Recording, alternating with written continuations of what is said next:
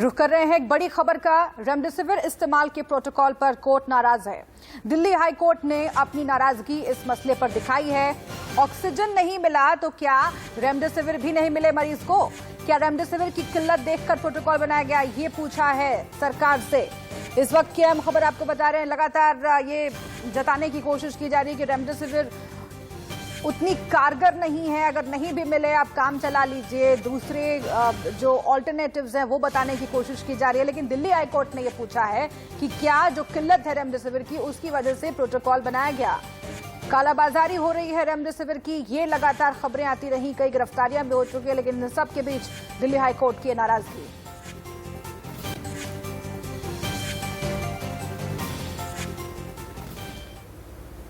देश में कोरोना के संकट के बीच दवाओं और ऑक्सीजन की कालाबाजारी जोरों पर है। दिल्ली में जहां रेमडेसिविर के लिए कतारें लगी हुई हैं, वाराणसी में रेमडेसिविर की कालाबाजारी करने वाले शख्स को गिरफ्तार किया गया है। इंदौर में रेमडेसिविर के 400 नकली इंजेक्शन के साथ एक आरोपी को गिरफ्तार किया गया है। दिल्ली के पंजाबी बाग में ऑक्सीजन सिलेंडर की कालाबाजारी करते हुए 2 लोग अरेस्ट हुए हैं। वहीं ग्वालियर में प्लाज्मा की कालाबाजारी करने वाले 2 लोग गिरफ्तार किए गए।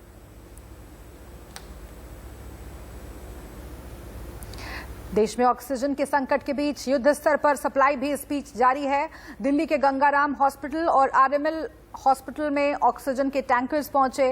हांगकांग से भी 1000 ऑक्सीजन कॉन्सेंट्रेटर्स आ रहे हैं। भोपाल और जबलपुर में ट्रेन से ऑक्सीजन के टैंकर पहुंचे हैं।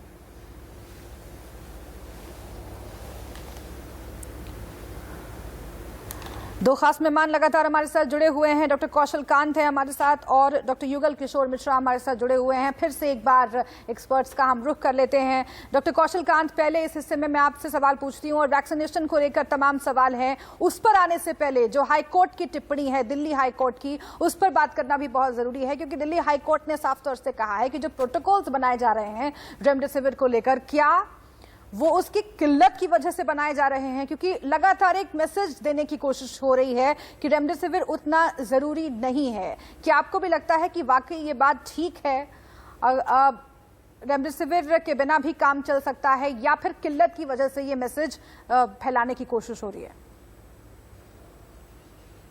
देखिए, मुझे लगता है कि रेमडेसिविर की जरूरत इस डिजीज के फेजेज में होती है। डिपेंड करता है कि मरीज किस फेज में है। आपके माध्यम से बताना चाहूंगा कि जब बॉडी के अंदर वायरस रेप्लिकेट करता है तो उसको इंडिकेट करने का एक मार्कर होता है जिसको बोलते हैं हम डी डाइमर। अगर किसी पेशेंट का डी डाइमर बहुत ज्यादा बढ़ा हुआ है तो ये इस बात को सजेस्ट करता है कि वो उस मरीज के अंदर वायरस का रेप्लिकेशन हो रहा है। और अभी तक जितने भी स्टडीज आई हैं, बहुत सारे एंटीवायरल हैं, लेकिन रेमडेसिविर को इसी गवर्नमेंट के द्वारा और इसी तरह के एकेडमिशियन के द्वारा एसेंट मिला था, एक सहमति मिली थी कि ये बेहतर एंटीवायरल है और इसी वजह से इस एंटीवायरल को यूज किया जा रहा है। तो मुझे हाईकोर्ट की टिप्पणी बिल्कुल सही लगती है कि जिस तरीके से रेमडेसिविर की कमी हो रही है उसमें आदमी जैसे घर में पैसे कम होते तो कंजूसी करता है, वैसे सरकार या अथॉरिटीज भी इसको कंजूसी करके खर्च करना चाहती हैं जिससे ये कमी नजर ना आए। लेकिन मेरा अपने साथियों से भी यही रिक्वेस्ट है कि judicious use of remdesivir is always important. ना यूज करना सही है, ना ही चढ़ा बढ़ा के यूज करना सही है। इसी के बाद एक इंजेक्शन आजकल और टेक्लिजुमैब है, वो सेकेंड फेज, इसके बाद का इंजेक्शन है।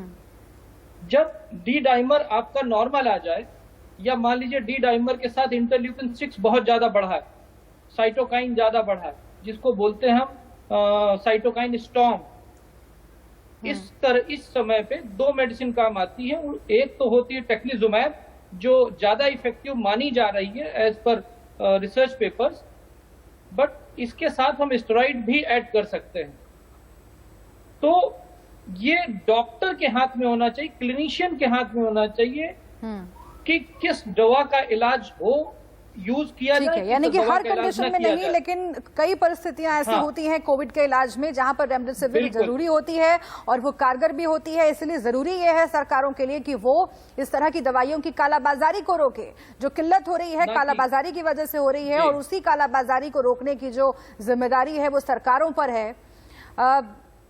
डॉक्टर युगल किशोर मिश्रा, मैं आपसे भी जानना चाहूंगी इसी सवाल का जवाब, क्योंकि बहुत डिटेल्ड टिप्पणी की है कोर्ट ने, और तल्ख टिप्पणी भी इसे कह सकते हैं।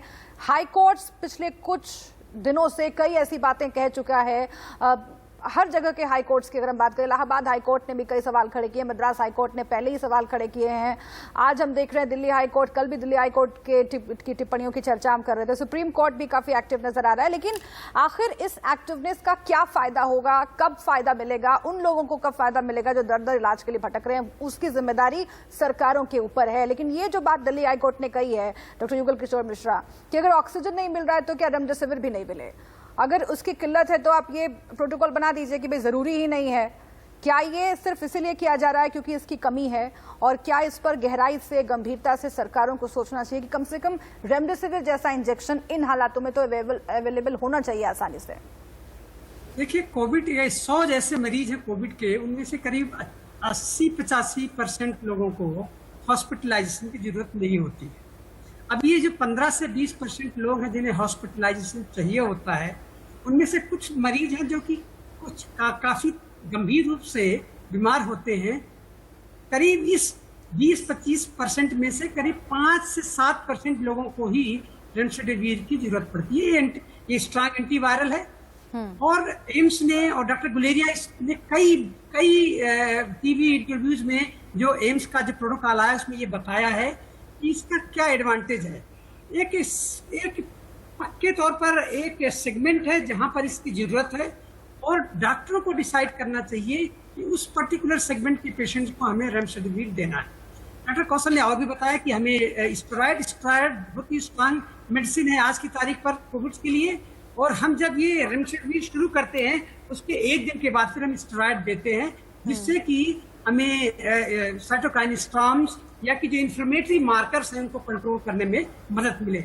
तो जो कोर्ट ने कहा है वो लाजमी है आज के पर्सपेक्टिव पर ये भी जरूरी है कि जो रेमडेसिविर है ये कोई रामबाण नहीं है और हर मरीज को नहीं देना है।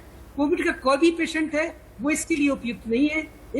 एक ग्रुप ऑफ पेशेंट हैं जिनमें कि यूजुअल मेडिकेशन से रिलीव नहीं हो रहा है, फीवर परसिस्ट कर रहा है, कफ परसिस्ट कर रहा है, उनके सीटी स्कैन में चेंजेज आ रहे हैं। ये वो ग्रुप के पेशेंट हैं जिनमें कि रेमडेसिविर देना है और उसके साथ में फिर स्टेरॉइड देना है। तो सारे मरीज जो कि डायग्नोस हुए कि इनको कोरोना है वो सारे कैंडिडेट नहीं हैं। तो जुडिशियस यूज बहुत जरूरी है, जिससे कि जिनको रियली जरूरत है, जिनको इससे फायदा होना है, उनको ये मेडिकेशन मिल सके। ठीक, डॉक्टर कौशल, ये तो एक परसेप्शन है ही कि रेमडेसिविर रामबाण साबित हो सकता है कोरोना से इलाज में, और एक परसेप्शन ये भी है कि प्लाज्मा भी बहुत कारगर हो सकता है। प्लाज्मा के लिए लगातार लोग मदद मांग रहे हैं, मदद पहुंचाई भी जा रही है, लेकिन इस बात पे कंफ्यूजन अभी भी बना हुआ है, डॉक्टर्स में मतभेद है इस बात को लेकर कि आखिर प्लाज्मा कितना कारगर साबित हो सकता है। और देखिए, अगर एक परसेप्शन बन जाता है कि देखिए ये रामबाण है, प्लाज्मा से कोरोना ठीक हो जाता है, तो उसकी कालाबाजारी भी शुरू हो जाती है। ऑक्सीजन की कालाबाजारी, रेमडेसिविर की कालाबाजारी, प्लाज्मा की कालाबाजारी इस देश में इस वक्त चल रही है महामारी के दौर में। समझना होगा, सोचना होगा सरकारों को। लेकिन प्लाज्मा कारगर कितना है, इस पर जरा अगर आप बात कर सकें ताकि लोगों में एक सही मैसेज जाए। देखिए, ये जो कोरोना का इन्फेक्शन है ये एकदम नेसेंट टाइप का इन्फेक्शन है, जिसके बारे में साइंटिफिक कम्युनिटी को बहुत ज्यादा नहीं पता। जो भी हम लोग अपने प्रोटोकॉल्स बना रहे हैं, चेंज कर रहे हैं, मॉडिफाई कर रहे हैं, वो जैसे जैसे एविडेंस आते जा रहे हैं उसके बेसिस पे मॉडिफाई कर रहे हैं। जैसा कि हर बीमारी में हर मेडिसिन का एक स्पेसिफिक रोल होता है। जहां पर पेशेंट को रेमडेसिविर या एंटीवायरल या स्टेरॉइड देने के बाद भी फायदा नहीं हो रहा है, तो हम किसी रिकवर्ड मरीज का जब प्लाज्मा लेकर के हम उसको इंजेक्ट करते हैं तो हम ये मान के चलते हैं कि उसके शरीर में कुछ एंटीबॉडीज होंगी जो इस वायरस को न्यूट्रलाइज करेंगी। सक्सेस रेट के बारे में कहना बहुत मुश्किल है, लेकिन कुछ लोगों में ये फायदा करता है और बहुत सारे लोगों में फायदा नहीं भी करता। क्योंकि जिस अभी क्या हो रहा है, जब पेशेंट को ऑक्सीजन कम होता है तो वो घर पे ऑक्सीजन ले रहा है, फिर क्राइसिस होती है, क्राइसिस के फेज में हॉस्पिटल में पहुंच रहा है। इसलिए प्रॉपरली ये जज कर पाना कि किस मरीज में क्या ज्यादा उचित रहेगा, ये बहुत डिफिकल्ट डिसीजन और ये टोटल क्लिनिकल डिसीजन है। इस पे न कोर्ट को इंटरवेन करना चाहिए, ना सरकार को इंटरवेन करना चाहिए। ये पूरा 100% राइट डॉक्टर का होना चाहिए जो उसको ट्रीट कर रहा है, जिसके लिए इसी सरकार और इसी कॉन्स्टिट्यूशन ने उसको डिग्री दी है, एक वैलिड लाइसेंस दिया है, जिसके बेसिस वो प्रैक्टिस करता है। तो मुझे लगता है कि सरकारों को और कोर्ट को डॉक्टर के प्रोटोकॉल में न जाते हुए बाकी सारे अरेंजमेंट में करना चाहिए, क्योंकि जो देश का हाल है वो मेडिकल ट्रीटमेंट से कम खराब है, एडमिनिस्ट्रेटिव ट्रीटमेंट से ज्यादा गड़बड़ है। और जो जिस तरीके से आपने कोर्ट की बात की, कोर्ट की बात एक और संज्ञान में लाना चाहता हूं मैं आपको। कल अभी हमने सुना था कि कोर्ट के जुडिशरी ऑफिसर के लिए 100 कमरे बुक किए गए थे, वो तो कोर्ट ने स्टे कर दिया। मैं आपको बताना चाहता हूं, उसके 2 दिन पहले आप ये देख सकते हैं, ये ऑर्डर है, ये दिल्ली सरकार के ऑफिसर्स के लिए 4 होटल बुक किए गए, जिसके करीब 150 कमरे अभी भी खाली हैं।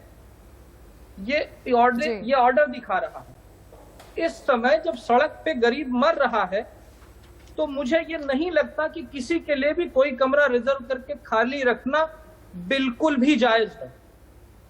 इसके ऊपर तुरंत जैसे कोर्ट ने प्रोएक्टिव हो करके अपने ऑर्डर को विड्रॉ करवाया, वैसे ही ये जो गवर्नमेंट ऑफिसर्स के लिए कमरे रिजर्व किए गए हैं या उनका आरक्षित किया गया है, उसको खत्म करके जो लोग सड़क पे मर रहे हैं, जो हॉस्पिटल के सामने लाइन लगाए हुए हैं ऑक्सीजन के लिए, उनको ये कमरे देने चाहिए। आप बिल्कुल वाजिब बात कर रहे हैं, आप बिल्कुल वाजिब बात कर रहे हैं, क्योंकि लोग इलाज के लिए भटक रहे हैं यहाँ से वहां, सरकारों पर, अस्पतालों पर विश्वास नहीं कर पा रहे हैं, वो एक दूसरे को मदद के लिए पूछ रहे हैं। जो स्थिति है इस देश में वो किसी से छिपी हुई नहीं है, और ऐसे में इन बातों का ख्याल रखना, जो पॉइंट यहाँ पे डॉक्टर रेज कर रहे हैं, उसका ख्याल रखना बहुत जरूरी है। इस पर खुद आगे आना चाहिए सरकारों को, प्रशासन को। इस बीच एक कॉलर हमारे साथ जुड़ गई है, मैं चाहती हूँ कि डॉक्टर युगल किशोर मिश्रा आप उनके सवाल का जवाब दें। सुनीता अरोरा हमारे साथ जुड़ी हुई है राजस्थान से। सुनीता जी, क्या सवाल है आपका? मैम, मैं ये पूछना चाहती हूँ, मुझे पेनिसिलिन का सीवियर रिएक्शन है। जी हेलो। जी जी हाँ डॉक्टर साहब जी, सवाल पूछिए। पेनिसिलिन का सीवियर रिएक्शन है सर, मुझे खाली चेक करने में ही मेरी एक बार जान जा चुकी है, बड़े एफर्ट से फिर वापस हुआ था। जी डॉक्टर युगल किशोर, आपको रिएक्शन होता है पेनिसिलिन से, तो आप इसके लिए जब कभी भी ट्रीटमेंट के लिए जाएं तो डॉक्टरों को बताएं कि आप इसके लिए सेंसिटिव हैं। यदि आपका हॉस्पिटलाइजेशन होता है तो हम लोग एक टैग लगा देते हैं कि अमुक व्यक्ति है, वो इस पर्टिकुलर दवाई के लिए सेंसिटिव है। तो ये जो सेंसिटिविटी आपकी है, ये जानलेवा भी हो सकती है। इसलिए आपके लिए निहायत आवश्यक है जहां कभी भी आप परामर्श के लिए जाएं और कोई डॉक्टर आपको यदि एंटीबायोटिक्स प्रिस्क्राइब करे, उसको बताइए कि आप पेनिसिलिन के लिए सेंसिटिव है, इसलिए वो आपको ना दिया जाए। सीधा सा सवाल, तो सीधा सा आंसर इसका। ठीक है। लगातार इंडिया न्यूज के दर्शकों से यही अपील है हमारी कि आप भी देश के किसी भी कोने में हैं, हमारे पास फोन कर सकते हैं, अपने सवाल हमारे सामने रख सकते हैं। जो एक्सपर्ट्स की टीम है, जो डॉक्टर्स का पैनल है, वो उसका जवाब जरूर देंगे। और हम बात कर रहे थे वैक्सीनेशन की, तो उसी के संदर्भ में कुछ और भी सवाल लगातार आते रहते हैं। डॉक्टर कौशल कांत, वैक्सीनेशन कितना जरूरी है? सवाल ये है कि क्या ये पीक पोजीशन पर हम आ गए हैं? क्या जो केसेस का बढ़ना हमने देखा और यहाँ तक हम पहुंचे हैं कि लगातार मौतों की तादाद बढ़ रही है और पूरी दुनिया की निगाहें अब भारत पर हैं, मदद के हाथ बढ़ रहे हैं, वैक्सीनेशन की प्रक्रिया का शुरू होना कितना जरूरी है? और क्या ये पीक है या फिर इससे भी ज्यादा आगे केसेस हम देख सकते हैं? क्योंकि कई रिपोर्ट्स का ये भी मानना है, कई रिसर्च ये कह रही हैं कि मई के मिड में केसेस और बढ़ सकते हैं। क्या वाकई ऐसा है? जिस तरह की अभी तक केसेस बढ़ रहे हैं देश में, मुझे नहीं लगता कि अभी पीक आई है। पीक तो अभी आना बाकी है, और मुझे लगता है कि ये पूरा मई का महीना जाएगा, तब कहीं जाकर के ये कोविड का खत्म होगा। पीक आने में मुझे लगता है 10 से 15 मई तक का समय हो सकता है। और ये केवल यहीं की बात नहीं है, ये मैं गेस नहीं कर रहा हूँ, जिस तरीके से यूके, अमेरिका, ब्राजील, फ्रांस में देखा गया है, जो सेकेंड पीक आई वो फर्स्ट पीक से बहुत बड़ी है। और अगर जिस तरीके से हमारी पॉपुलेशन डेंसिटी है, अगर मेजॉरिटी लोग इस सेकेंड पीक में इन्फेक्ट हो गए, यानी कि मैं ये कहना चाहता हूं कि जो सीरो सर्वे में चेक हुआ था करीब 20-22% लोग पॉजिटिव आए थे। अगर इनका पॉजिटिविटी रेट बढ़ करके इस वेव के बाद अगर 50% को क्रॉस कर जाता है तो थर्ड पीक जो है वो सेकेंड पीक से कम आएगी। थर्ड पीक तो आएगी, ये पक्का मान लीजिए। लेकिन अगर सीरो सर्वे हमें देश को ये बताता है कि अभी सिर्फ 40% लोग इन्फेक्ट हुए हैं, तो ये सरकार को ये तैयार रहना चाहिए कि तीसरी वेव इस दूसरी वेव से और बड़ी आने वाली है। ठीक है, और इसलिए ठीक है, वैक्सीनेशन तीसरी वेव को कम फैटल बनाने में कितना कारगर साबित हो सकती है, इस पे बात करेंगे। लेकिन इस बीच परमवीर हमारे साथ जुड़ गए हैं जींद से कॉलर। परमवीर, क्या सवाल है आपका? मेरा सवाल ये है जी, मोदी सरकार से आपने दवाई और ऑक्सीजन की क्या सुविधा की है पब्लिक के लिए? जी, ये सवाल बिल्कुल वाजिब है आपका सर। डॉक्टर्स हमारे साथ जुड़े हुए हैं, क्या किसी तरह का सवाल कोई डॉक्टर्स से भी है आपका? डॉक्टर से ये सवाल है जी, डॉक्टरों ने क्या सुविधा दी है मरीजों के लिए? ठीक है, देखिए इस तरह के कॉल्स लगातार आ रहे हैं और ऑक्सीजन की कमी जो है वो अस्पतालों में हो रही है, और इसीलिए ये जिम्मेदारी सरकारों की बनती है कि ऑक्सीजन की पूर्ति को जल्दी से जल्दी बढ़ाया जा सके, और जो कमी दिख रही है, बेड्स की, ऑक्सीजन की किल्लत दिख रही है, उस पर काबू पाया जा सके ताकि लोगों को राहत मिले, क्योंकि मौतों की संख्या लगातार बढ़ रही है। लोग गुजारिश कर रहे हैं सरकारों से, लेकिन कोई सुनने वाला नहीं है, और ऐसी ऐसी तस्वीरें आ रही हैं जो बहुत तकलीफ पैदा करती हैं। बहुत शुक्रिया डॉक्टर्स आपका हमारे साथ जुड़ने के लिए कोविड ओपीडी में और दर्शकों के सवालों का जवाब देने के लिए। एक छोटे से ब्रेक के लिए यहाँ पर हम रुक रहे हैं। तमाम अहम खबरें जारी हैं इंडिया न्यूज पर, आप बने रहिएगा।